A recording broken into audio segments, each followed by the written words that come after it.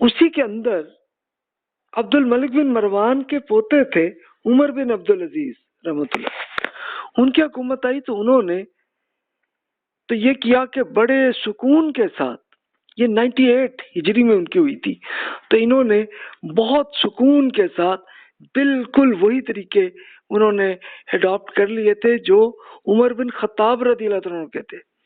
تو اس لیے عمر بن عبد العزیز کو عمر ثانی کہتے ہیں کہ یہ دوسرے عمر ہے.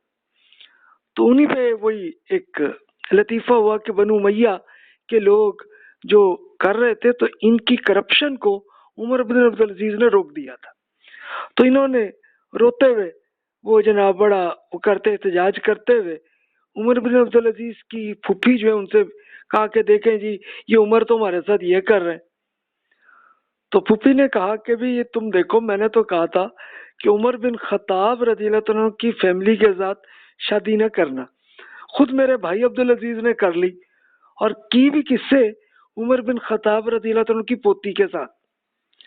تو اب وہ اگلی نے یہ کیا کہ ایک بچے کو لپیٹ کر وہ سامنے ہمارے پاس لے آئی اور وہ عمر نکلا. تو بھی پھر یہی ہوگا.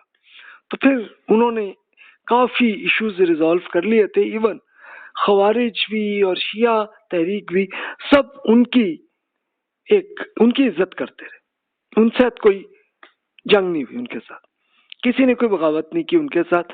لیکن خیر وہ فوت ہو گئے، اور کہا جاتا ہے، یہ بھی روایت یہ ہے، کوئی کنفرم نہیں ہے، کہ جی ان پہ بھی زہر لگا دیا گیا اور وہ بھی خیر چلے گزر گئے. لیکن اب بنو امیہ کی حکومت آپس میں کمزور ہونے لگی. اب میں اور بھی بتاتا ہوں. پھر اب ایک اگلی حکومت آنی شروع ہو گئی جسے بنو عباس کی حکومت کہتے ہیں. یہ 133 ہجری میں بنی ہے اور 656 ہجری تک، یعنی آپ خود کیلکولیٹ کر لیجئے تو آلموسٹ یہ 500 سال تک کی رہی ہے، 750 to 1258 عیسوی کیلنڈر میں. اب ہوا یہ تھا کہ بنو امیہ میں کمزوری آ گئی، وہ آپس میں پھوٹ پڑ گئی، آپس میں ان کی ملٹریاں یہ آپس میں کرتے رہی. آپ کسی بھی قوم کی ہسٹری پڑھیں گے تو اس میں یہی تھا، یعنی چلو بادشاہ نے کسی طرح چلا لیا معاملات کو تو اس کے شہزادے آپس میں لڑنے لگے. آپ کو آج کل بھی آپ کو کچھ بادشاہت ہیں جو آج کل موجود ہیں، ان کے بھی آپ دیکھیں گے شہزادوں کے آپس میں چل رہا ہے معاملہ کچھ، آپ پڑھ سکتے ہیں. تو اس زمانے میں بھی یہی تھا، یہ نارمل تھا، یعنی ہر کوئی چاہتا تھا اس کی حکومت ہو. تو اب یہ دیکھیے کہ بنو عباس کون تھے؟ کہ حضرت عباس رضی اللہ عنہ کی نسل تھی، کہ ان کے پوتے پڑپوتے یہ اب آ گئے تھے. تو انہوں نے یہ چاہا کہ حکومت ان کی آئے، اور ان کا زیادہ تر کنٹرول رہا ہے ترکمانستان، ازبکستان، افغانستان، اس علاقے میں زیادہ تھا. ان کے گورنرز بھی یہی تھے. انہوں نے اب یہ کیا سلسلہ کہ چلو بھی ہم یہ ایک ایکشن کرتے ہیں، بنو امیہ کو الٹا دیتے ہیں اور ہماری حکومت آ جائے. تو انہوں نے یہ کیا، اور ان کے ایک مین لیڈر ایک آئے ابو مسلم خراسانی. یہ صاحب رہنے والے خراسان کے تھے. خراسان کیا تھا؟ یہی ترکمانستان، ازبکستان، تاجکستان، اس ایریے کے وہ رہنے والے صاحب تھے. انہوں نے ایک حکومت کو لیا، مطلب وہاں پہ لے کے اپنی ملٹری کر لی، اور وہ کرتے کرتے کرتے کرتے انہوں نے پورا یہ عرب، پھر ایجپٹ، لیبیا، یہ سب وہ فتح کر بیٹھے آرام سے. یہ آپس کی یوں کہہ لیں مسلمان بھی آپس میں لڑتے رہے، غیر مسلم بھی ایسے ہی لڑتے رہے. یہ اس زمانے کا ایک کلچر یہی تھا کہ جس کو بھی کنٹرول آ گیا چلو جی ایسی ہم آئے آ کے ہم قبضہ کر لیں. یہی ایک کلچر یہی تھا. یہ صرف یہ حادثہ 1945 کے بعد ہوا ہے کہ سب ملکوں نے آپس میں طے کیا کہ بس یہ ہر ایک کے بارڈر فکس، اب کوئی کسی قوم پہ ایک جنگ نہیں کریں گے، کوئی اس کو فتح کرنے کی کوشش نہیں کریں گے، اور اس کے لیے پھر اقوام متحدہ بن گئی.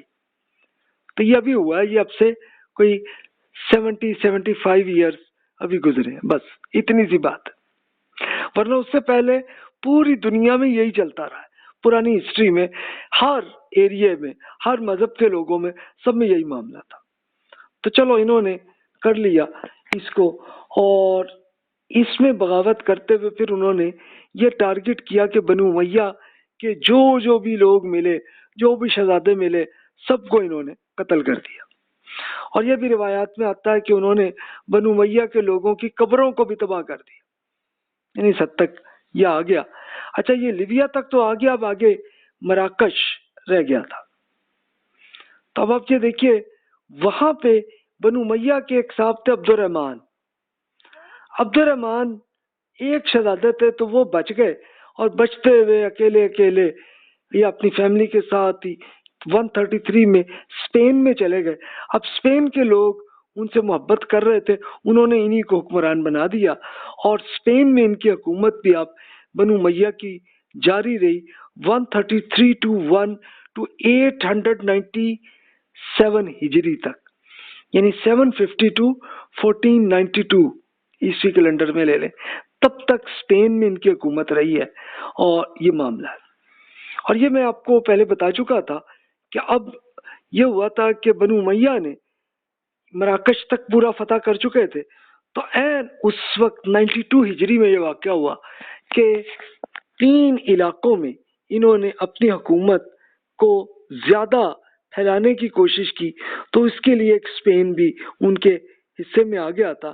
یعنی معاملہ کیا تھا کہ اسپین میں انتشار آپس میں چل رہا تھا، مختلف قبیلے ایک دوسرے سے لڑ رہے تھے، یعنی یورپین بھی کیا ایک قبائلی علاقہ تھا، اور وہ معاملہ تھا۔ تو انہوں نے ریکویسٹ کی یہاں کے گورنر سے، جو مراکش اور لیبیا کے گورنر تھے، کہ جناب آپ ہمارے ملک میں یہ مسئلہ حل کریں۔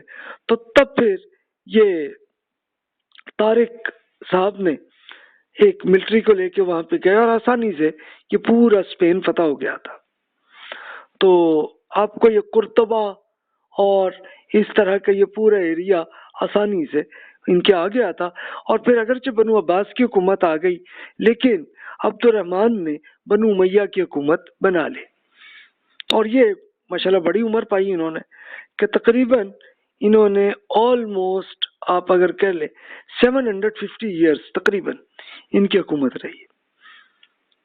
پھر کیا ہوا؟ پھر تو اس کے بعد وہ اب اس کی ہسٹری میں پڑھیں گے کہ خود یورپینز نے، تو یہ ہوا کہ خود بنو امیہ آپس میں پھر لڑنے لگے تھے، تو ان کو پوری بالکل تباہ کر کے مسلمانوں کو، جو بچے تھے ان کو نکال دیا، جو رہ گئے تو ان کو کرسچن میں لے آئے۔ ابھی بھی ان کو آپ کسی اسپین کے لوگوں سے ملیں تو کبھی آپ بات چیت کریں گے تو آپ کو کچھ ایسے لوگ ملیں گے جو کہیں گے ہاں جی ہم بھی عربوں کی نسل سے ہیں۔ تو یہ بھی ہے معاملہ، اس کو ہم اگلے ٹائم میں ہم اس کی اسٹڈی کریں گے۔ تو دیکھیے جناب، یہ معاملہ اس طرح سے چلتا ہے۔ تو جناب یہاں آ کے ہم بنو امیہ کی معاملے کی تک آ کے ہم صحابہ اور تابعین کی ٹائم ختم ہو گیا، 133 ہجری یہ آلموسٹ ختم ہو گیا۔ لیکن اگلے لیکچرز آپ کے لیے انٹرسٹڈ ہوں گے۔ اب اگلے لیکچر میں ہم انشاءاللہ دعوتی تحریک میں دیکھیں گے کہ صحابہ کرام اور تابعین نے دعوتی اسٹریٹجی کیا اختیار کی تھی، دعوت اسلام کی مقبولیت اور اس کی نفسیاتی اور عمرانی اسباب کیا تھے کہ یہ سارے ملک، یعنی آپ کے تاجکستان سے لے کے مراکش تک کے ممالک کی میجورٹی مسلمان ہے، تو وہ ایمان کیسے لے آئے؟ اب یہ سوال ہے، اور صحابہ کرام نے اس میں کیا کیا؟ تو قرآن پاک میں تو یہ ان کو بتایا گیا تھا کہ ابھی آپ نے کسی پہ کوئی جبرن مذہب کو چینج نہیں کرنا، تو انہوں نے نہیں کیا، لیکن پھر صرف دعوت کے ذریعے میجورٹی ایمان لیتی چلی آئی۔ تو کیسے لے آئی؟ یہ ہم ایک اسپیشلی سائیکولوجیکل اور سوشل ریزنز کی ہم اسٹڈی کریں گے اگلے لیکچر میں۔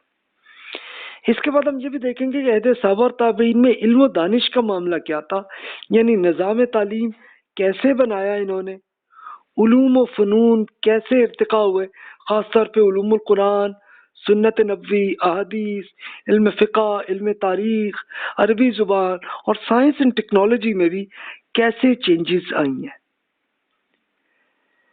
دعوتی اور اصلاحی تاریخ میں ساتھ ساتھ ہم دیکھیں گے کہ کیسے کیسے اصلاح کی گیا، کہ مسلمان تو ہو گئے لیکن ان میں غلطیاں بھی ہوئی، تو ان کو ٹھیک کیسے کیا گیا، یہ ہم اسٹڈی کریں گے۔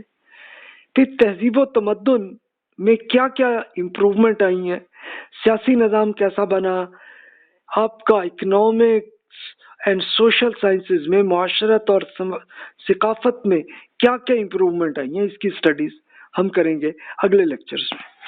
آپ کہیں گے کہ جناب ہم نے تو ہسٹری کی بک پڑھی، اس میں یہ کچھ کوئی چیز ہی نہیں ہے۔ یہ بات آپ کی درست ہے۔ اردو کی آپ ہسٹری کی کوئی بھی بک پڑھ لیں تو تقریباً 99% بکس وہی ہیں کہ جس میں صرف پولیٹیکل معاملات کی بس ہسٹری ہے، لیکن عام لوگوں کا کیا معاملہ تھا، علم اور دانش اور تہذیب کیسے چینج آتی رہی، تو اس پہ بہت کم بکس آپ کو ملیں گی اردو میں، بہت ریئر۔ اچھا کچھ اسکالرز نے لکھی بھی تو وہ کچھ خاص ایریے میں خاص پیریڈ کے انہوں نے ہسٹری لکھی، پوری نہیں لکھی۔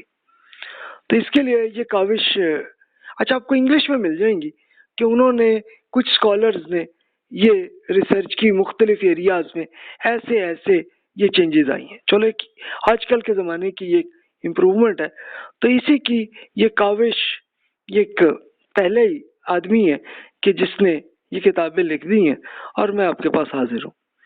تو یہ ایک یہی کاوش ہے جو آپ کو اگلے لیکچرز میں یہ چلے گی۔ ابھی بھی آپ میری بک میں آپ یہ پڑھ سکتے ہیں، اور اب آپ کے ذہن میں جو بھی کوسچنز ہیں بلا تکلف ای میل کر لیجئے، تو ہم پھر انشاءاللہ اس کی پوری اسٹڈی اگلے لیکچرز میں کمپلیٹ کر کے تب جا کے ہم 133 ہجری تک پہنچیں گے جو 750 سے ہی ہے۔ تو آپ کہیں گے اس کے بعد کیا؟ اس کے بعد پھر اگلی بکس ہیں کہ جس میں امت مسلمہ کے عروج کا دور، اس کو ہم پوری اسٹڈی میں کریں گے، جو ہم 133 to 650 658 ہجری تک کا پیریڈ ہے۔ اس کے بعد پھر امت مسلمہ کا یہ ایک زوال کا پیریڈ ہے، تو وہ ایک پوری اسٹڈی ہم کریں گے۔ اس کو آپ اگر کیلکولیٹ کر لیں تو 1258 سے لے کے چلتے چلتے 1924 تک آپ آ جائیں گے۔ اچھا وہ بھی جب اسٹڈیز ہو چکے گی تو پھر آخری دور یہ آج کل کا دور آ جائے گا، تو تب پھر ہماری کیا پوزیشن آئی ہے، پولیٹیکلی کیا پوزیشن، اور پھر ہمارے ہاں یہ سائنس اینڈ ٹیکنالوجی اور علم اور تعلیم اور یہ دعوت کیسے پھیلتی چلی آئی ہے، اس کی اسٹڈیز ہم انشاءاللہ کریں گے۔ تو اس کے لیے ظاہر ہے کہ آپ کو بہت سارے لیکچرز سننے ہی پڑیں گے، اور آپ یہ بکس اگر پڑھ لیں تو یہ کچھ ٹوٹل 8 بکس ہیں اب تک بنی ہوئی ہیں، تو اس کی بھی آپ اسٹڈی کر سکتے ہیں۔ جزاک اللہ خیر و احسن الجزا۔